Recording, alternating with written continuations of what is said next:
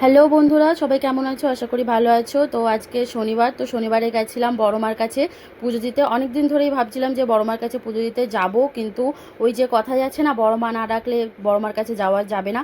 তো বড় মা ডেকেছিল, তাই গেছিলাম বড় মার দর্শনে। তো প্রথমে গিয়ে দেখি প্রচণ্ড পরিমাণে লাইন। তারপরে আমরা কিনে নিলাম ডালা, পুজো দেওয়ার জন্য ডালা কিনেছিলাম। তো ডালা কিনে টিনে এবারে খুব গরম পড়েছিল, যেহেতু মেয়েকে নিয়ে গেছিলাম, ওরও খুব গরম লাগছিল, ওর জন্য একটা হাত পাখা কিনে নিলাম। তারপরে অতটা লাইন অতিক্রমণ করে চলে গেছিলাম বড়মার, পৌঁছে গেছিলাম বড়মার মন্দিরে। তো তোমরা দেখতেই পাচ্ছ কতটা পরিমাণে ভিড় সেদিন হয়েছিল, যেহেতু শনিবার, ওর জন্য প্রচুর পরিমাণে ভিড় হয়েছিল। এবং মন্দিরে ঢোকার পরে না, তারপরে হঠাৎ করে দেখি মেঘ করে এসছে। তো মেঘে পুরো বৃষ্টি হওয়ার পরে পুরো একদম ওয়েদারটা পুরো ঠান্ডা হয়ে গেছিলো। সবই বড়মার নীলা, বড়মা দেখতে পাচ্ছে তাদের ভক্তগুলো কতটা কষ্ট পাচ্ছে এর লাইনে দাঁড়িয়ে। তো তোমরাও সবাই বড়মার দর্শন করে নাও এবং কমেন্টে সবাই লিখো জয় বড়মা, জয় বড়মা সবাইকে ভালো রাখুক এবং সুস্থ রাখুক।